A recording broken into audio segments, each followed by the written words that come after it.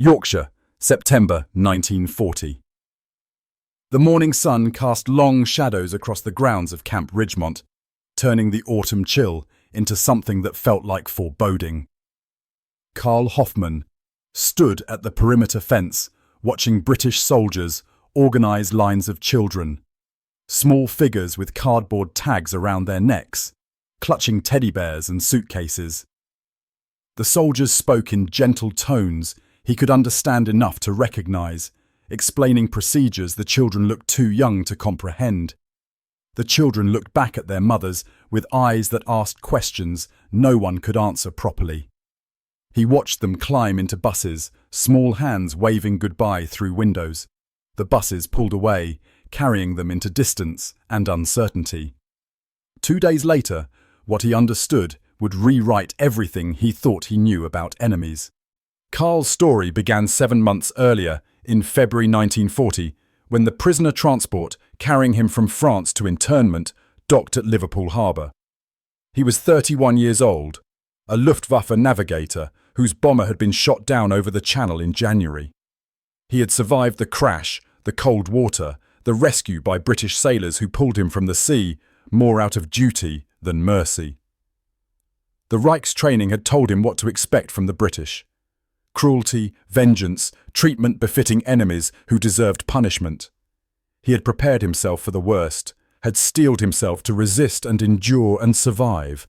Instead, the processing at Liverpool was bureaucratic and thorough, but not brutal. Forms completed in duplicate, medical examinations, documentation of every detail. Officials who looked overworked rather than vengeful. A system designed for efficiency rather than retribution. Then the trains north. Hours of travel across a country that seemed impossibly orderly, through towns that were preparing for war but hadn't yet been bombed, past countryside that wasn't scarred by combat, alongside British guards who treated German prisoners with professional distance more than hatred. Karl pressed his face against windows, watching this enemy country pass by, trying to reconcile what he saw with what he'd been told to expect. Camp Ridgemont sprawled across 580 acres of Yorkshire countryside.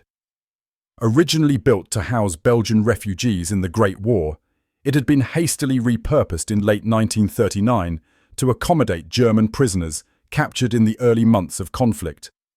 By 1940, it held over 1,900 men in compounds organised by rank and service branch. The camp was different from what Karl had imagined. Barracks that were basic but weatherproof, with stoves that worked and bunks that had mattresses. A canteen where prisoners received meals that weren't generous but were adequate. A yard where men could exercise, talk, exist as something more than just numbers in a system. Karl was assigned to Barrack 12 in the Luftwaffe section. He shared the space with 23 other airmen, pilots, navigators, gunners, all shot down over Britain or the Channel. Privacy was minimal. Personal space was measured in feet. But they had shelter. They had safety. They had the strange security of captivity, knowing they would survive the war even if Germany didn't. The men adapted in different ways. Some, like Ernst Bauer, a pilot from Munich, maintained rigid military discipline, organising routines and protocols as if they were still serving. Others, like Hans Meyer, a gunner from Berlin, retreated into themselves, spending hours staring at nothing, processing the trauma of being shot down and captured. Karl found himself somewhere in between, observing, trying to understand this strange existence of being alive and safe while his country fought and died. The camp was near a village called Thornwick. 2 miles of moorland separated the prisoners from British civilian life, but the separation was permeable in unexpected ways. German prisoners worked on camp maintenance under British supervision. British civilians sometimes passed near the camp on their way to the train station. The war existed as an abstract concept, while daily life continued in its mundane routine. In late August, something changed. Karl noticed it first in the increased activity at the camp perimeter. British military vehicles coming and going, civilians gathering at what looked like a staging area just visible from the fence. Children, dozens of them, maybe hundreds, being organised into groups. "Evacuees," said Thomas Wright, one of the British guards who spoke some German. He was explaining to a group of prisoners who had gathered at the fence to watch. "Government's moving children out of London. Too dangerous with the bombings, sending them to the countryside." Karl understood enough English by now to follow the explanation. Children being evacuated, sent away from their families, because of German bombs. The irony wasn't lost on him. He had been a navigator on a bomber. He had helped plot courses to British targets. He had never dropped bombs himself, that was the bombardier's job, but he had been part of the machinery that made those bombs fall on British cities. And now he was watching British children being evacuated because of what his country, his service, his crew had done. Over the next week, the evacuations continued. Camp Ridgemont had been designated as a temporary staging area. Children were brought from the train station, organised, processed, then transported to farms and homes throughout Yorkshire. The camp was chosen, Karl eventually understood, because it had administrative infrastructure and security. The children never entered the prisoner compounds, but they were visible from the fences, visible and impossible to ignore. On September the 3rd, Karl was part of a work detail assigned to repair a section of fencing near the staging area. It was unusual. German prisoners weren't typically allowed near areas where civilians gathered, but the camp was short-staffed and the fence needed fixing before the next group of evacuees arrived. He worked under British supervision, carrying posts and wire, trying to focus on the task. But he could hear the children, crying, asking questions, calling for parents who weren't there. British volunteers, mostly women, trying to comfort them, organise them, keep them calm. One child, a boy who looked about 8 years old, broke away from his group and ran toward the fence where Karl was working. A British volunteer chased after him, calling his name. "William! William, stop!" The boy stopped at the fence, no more than 10 feet from where Karl stood. He was crying, his face blotchy with tears and terror. He looked at Karl through the fence, this German prisoner in his distinctive uniform, and said in a voice raw with desperation, "Please, can you help me find my mum? They took her away, and I don't know where she is." Karl froze. The boy thought he was a British soldier, couldn't tell the difference between the uniforms, or didn't understand that the man on the other side of the fence was supposed to be the enemy. The volunteer reached the boy, took his hand gently. "Come on, William. Your mum is safe in London. You're going somewhere safe too." "But I want my mum," the boy's voice cracked. "I want to go home." The volunteer led him away, speaking in soothing tones that Karl could hear but not fully understand. The boy looked back at Karl as he was led away, still hoping for help from the man in the uniform. Karl stood holding a fence post, feeling something crack inside his professional soldier's armour. This wasn't theoretical. This wasn't propaganda about enemy civilians. This was a terrified child who had been separated from his mother because of a war that Karl had actively participated in. That evening, Karl couldn't eat. He sat on his bunk in Barrack 12, staring at nothing. Ernst Bauer noticed. "What's wrong, Hoffman? You look like you've seen a ghost." "I saw a child today," Karl said. "British child, maybe 8 years old, being evacuated because of our bombs. He asked me to help him find his mother." Ernst was quiet for a moment. "Did you?" "How could I? I'm a prisoner. I'm the reason he's being evacuated in the first place." Hans Meyer, listening from his bunk, spoke up for the first time in days. "I have a son, 7 years old, in Hamburg. If British bombs were falling on Hamburg and someone evacuated him..." He stopped, unable to finish the thought. The conversation spread through the barrack. Other men shared stories of children they'd left behind, families they worried about, the dissonance between being soldiers and being fathers.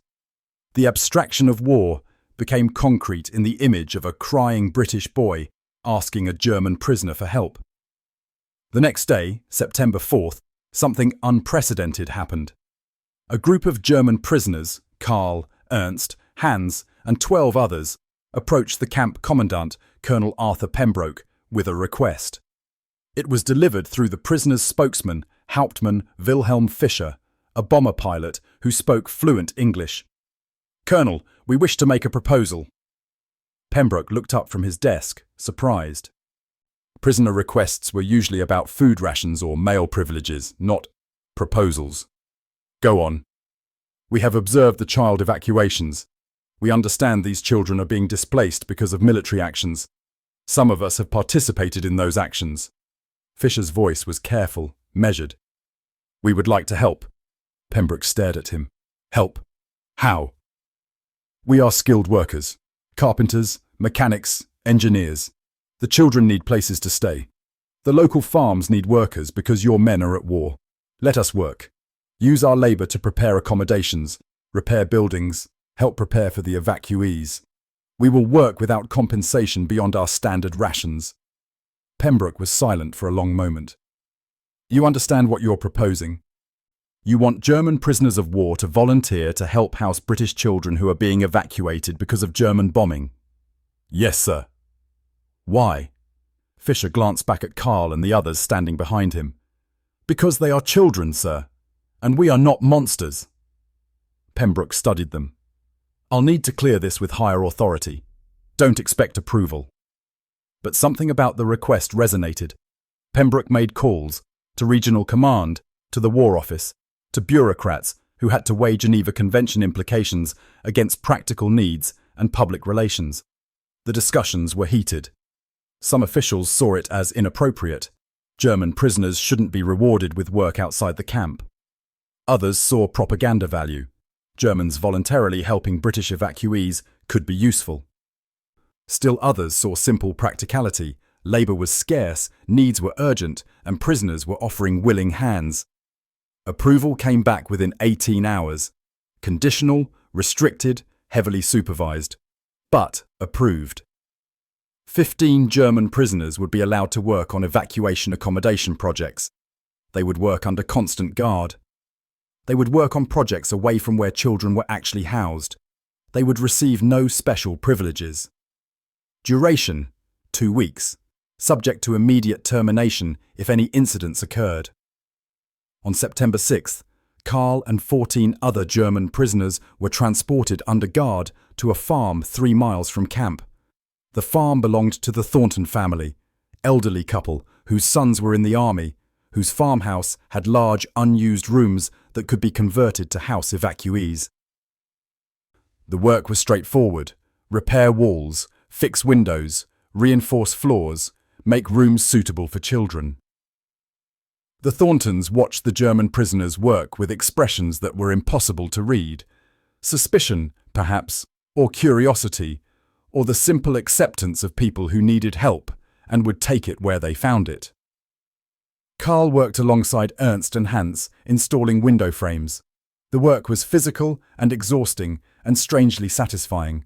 He was building something instead of destroying it, creating shelter instead of participating in its elimination. On the second day, Mrs. Thornton brought tea. She set the cups down without ceremony, spoke in halting German she must have learned from somewhere. "Danke," for helping. Karl didn't know how to respond. Finally, "We are sorry. For the bombs. For the war. For why this is necessary." Mrs. Thornton studied his face. "My sons are fighting your country. You are here, helping prepare rooms for our children. War makes strange things normal." She walked away before Karl could reply. Over the next 2 weeks, the German prisoners worked on 3 different farms, 2 village halls, and a church basement, all being converted to house evacuees. They repaired roofs, installed heating, built bunk beds from salvaged lumber. They worked efficiently and quietly, aware that they were being watched not just by guards, but by local civilians who had every reason to hate them. But something unexpected happened. The civilians stopped seeing them as just German prisoners and started seeing them as the men fixing Mrs. Thornton's farmhouse, or the ones who repaired the church heating. The work created a bridge, however temporary, between enemy and neighbour. On September 18th, the first group of evacuees arrived at the Thornton farm, 12 children, ages 6 to 11, from London's East End. The German prisoners had finished their work the day before and had been returned to camp. But Carl and the others watched from the camp fence as buses arrived, as children were led to the buildings the prisoners had helped prepare. One of the children was William, the boy who had asked Carl for help finding his mother 2 weeks earlier. Carl recognized him even from a distance. Same blonde hair, same size, same way of holding himself like he was trying to be brave, but failing. Carl watched William enter the farmhouse, into rooms Carl had helped make safe and warm. Watched him disappear inside. One small figure among many. Separated from his family, but at least housed somewhere secure. "Is this really happening?" Hans said beside Carl. "Are we watching British children move into buildings we repaired?" "Yes," Carl said. "This is really happening." The work program ended after 2 weeks as scheduled. The German prisoners returned to their normal camp routine, work details, roll calls, the mundane existence of captivity. But something had changed in Barrack 12. The men who had participated in the evacuation work talked about it constantly, processing what they'd experienced. "We dropped bombs on British cities," Ernst said one evening. "And then we built beds for British children." "It doesn't balance out," Hans added. "Doesn't make up for anything, but it's something." "It's proof," Carl said quietly, "that we're more than what our orders made us. That we can choose to be different than what the war demands." In November, Carl received something unexpected. A letter, delivered through official channels, censored but intact. It was from Mrs. Thornton. "Dear Herr Hoffmann, I hope this letter reaches you. I wanted you to know that the children are settled in the rooms you helped prepare. They are warm and safe. They still miss their families, but they are adapting." One of the boys, William, asked me about the men who fixed the house. I told him German prisoners did the work. He was confused. His teachers had told him Germans were bad. I told him that people are more complicated than war makes them seem. "Thank you for your work. Thank you for choosing to help even when you didn't have to." With respect, Eleanor Thornton Carl kept the letter folded carefully, stored with the few possessions he was allowed to maintain. He read it multiple times, trying to understand how an enemy could write with such acknowledgement. He wrote a response, though he wasn't sure if it would be delivered. "Dear Mrs. Thornton, thank you for telling me about the children. Thank you especially for telling me about William. I think of him often. I was part of the Luftwaffe crews that bombed British cities. I cannot apologise enough for that. But I can tell you that seeing those children, seeing William ask me for help, changed something in me. We were told the British were our enemies. You showed me that enemies can still see each other as humans. That even in war, there are choices about who we are and what we do. Please tell William that the man he asked for help couldn't find his mother, but helped make sure he had somewhere warm to sleep. It's not enough, but it's what was possible. With gratitude and regret, Carl Hoffmann." The letter crossed through military postal systems. 2 people from enemy nations communicating about children and shelter and the possibility of seeing each other as human, despite the context that said they should be adversaries. The war continued. More bombs fell on British cities. More evacuees arrived. But in Yorkshire, in a small area around Camp Ridgemont, something unusual had happened. German prisoners had voluntarily helped house British children. British civilians had accepted that help, and both sides had been reminded that humanity could exist even in war's machinery. The story spread through the POW network. Other camps heard about it. Some prisoners scoffed. Germans helping the enemy was weakness or betrayal. Others were intrigued. Maybe there were ways to be prisoners without being helpless, to have agency even in captivity. British authorities heard about it too. Some saw propaganda value and authorized similar programs at other camps. Others saw security risks and prohibited any replication. The War Office issued a report. The Ridgemont experiment demonstrated that controlled labor programs with enemy prisoners could provide mutual benefit without compromising security. Further consideration recommended. In February 1941, 6 months after the original work program, Karl and 20 other prisoners were authorized to participate in a new project, building an air raid shelter for Thornwick Village. The irony was overwhelming. German airmen building shelters to protect British civilians from German bombs. But they did it. Worked for 3 weeks digging, reinforcing, installing. Created a shelter that could hold 80 people. And when it was complete, the village held a dedication ceremony. The German prisoners weren't invited, but they could see it from the camp fence. Could see British civilians gathering around something the prisoners had built. Could see children, including evacuees, being shown where to go if the air raid sirens sounded. William was there. Karl could see him in the crowd. The boy who had asked for help 6 months earlier, now living in a farmhouse Karl had repaired, being shown an air raid shelter Karl had helped build. "Is this really happening?" Hans said again. "Are we protecting British children from our own country's bombs?" "Yes," Karl said. "This is really happening. And it matters." The letters between Karl and Mrs. Thornton continued throughout 1941 and into 1942. They became more than just updates about evacuees. They became conversations about war and humanity and the strange ways that individuals could create pockets of decency in contexts designed for enmity.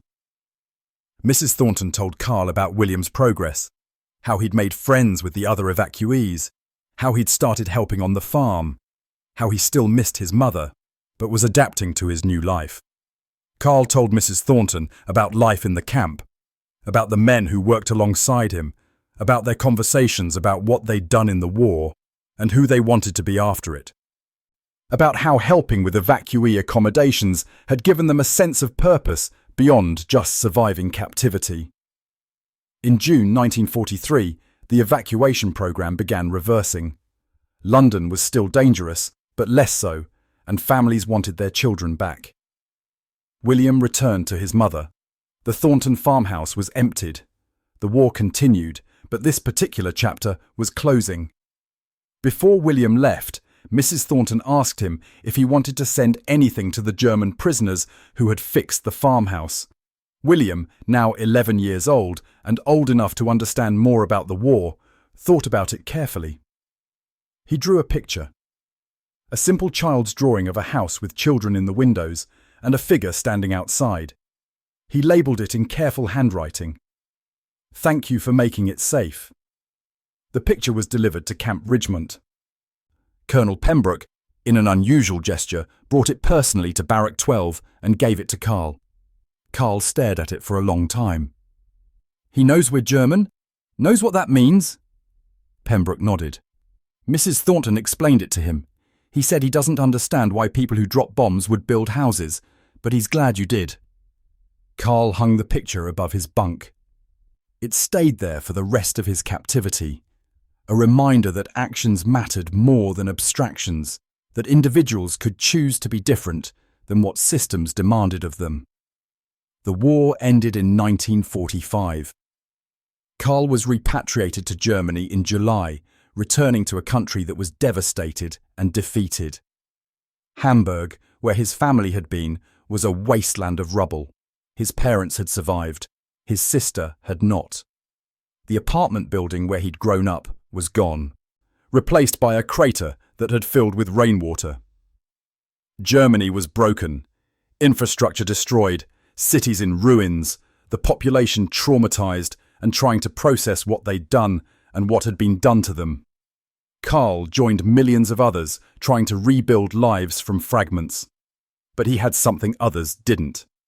Evidence that enemies could work together, that nationality didn't determine all behaviour, that even in war's worst moments, there were people who chose cooperation over enmity, that actions taken in captivity could matter as much as actions taken in combat. Karl became a carpenter, eventually moving to Cologne in 1949. He specialized in renovation and restoration, taking damaged buildings and making them livable again. The work was similar to what he'd done at the Thornton farm, but on a larger scale and in his own country. He told everyone who hired him the same thing. "I learned this trade as a prisoner of war, building houses for children who had none." In 1952, Karl did something unexpected. He travelled to England, to Yorkshire, to Thornwick. He found Mrs. Thornton, older now but still living on the farm. They sat in the kitchen drinking tea, communicating through Karl's improved English, talking about the war and the evacuees, and the strange collaboration that had brought German prisoners and British civilians together. "Do you ever hear from William?" Karl asked. Mrs. Thornton smiled. "He writes every Christmas. He's at university now, studying architecture. He wants to design buildings that keep people safe." Karl felt something tight in his chest loosen slightly. "Because of what happened?" "Partly.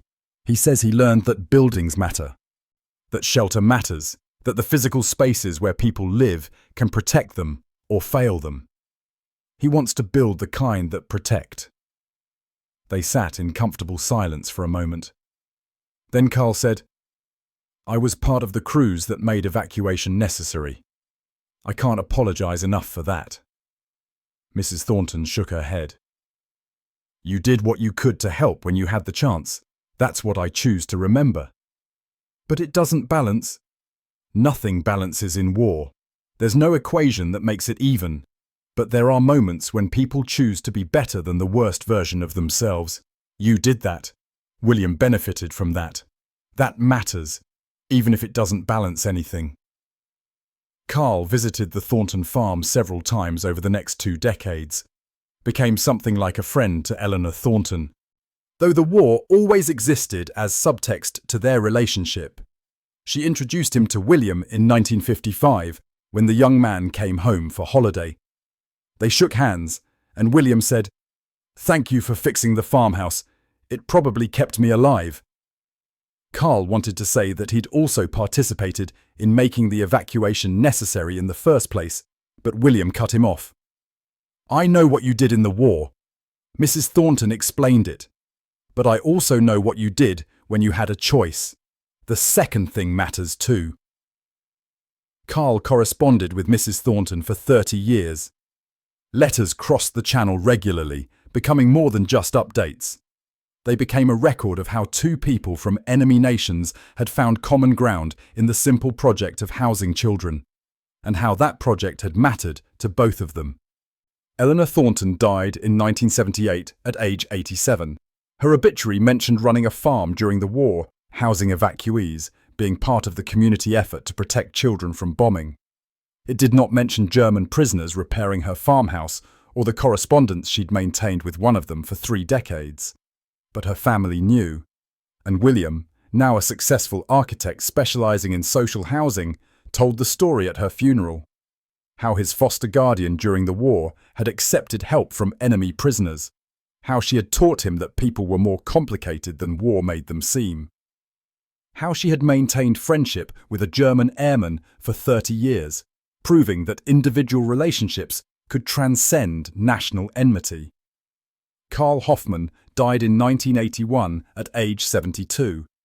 He died in Cologne, surrounded by his children and grandchildren, having rebuilt a career and a life in a Germany that bore no resemblance to the one that had sent him to war. His last words, according to his daughter, were in English, a language he'd learned well but never lost his accent in. "Tell William his picture mattered. Tell him building houses mattered more than flying bombers." The picture was found in Karl's effects. The child's drawing of a house with figures in windows, carefully preserved for 38 years. His daughter kept it, eventually donated it to a museum documenting the British home front and POW experience, where it sits now behind glass. Evidence of an unlikely collaboration. The story of Karl Hoffmann and the Thornwick Evacuee Project became part of the historical record. Researchers studying POW labour programmes cite it as an example of how practical needs and individual conscience could create unexpected cooperation. Historians of the home front reference it when discussing the complexity of civilian-military relationships during wartime. But the deeper meaning isn't in academic analysis. It's in the simple fact that a group of German prisoners chose to help house British children who were displaced because of German military actions. That British civilians chose to accept that help and acknowledge the humanity of the helpers. That one child's question, "Can you help me find my mum?" could catalyse actions that mattered to everyone involved. That sometimes, in the midst of humanity's worst impulses, individual humans choose to be better than the systems they're trapped in. That guilt can transform into action. That responsibility can extend beyond orders to include choices about who you are and what you do when you have the chance to act. The farmhouse still stands. It's been renovated multiple times, but the bones of the structure remain, including window frames installed by German prisoners in September 1940. William owns it now, bought it when Mrs. Thornton's estate was settled.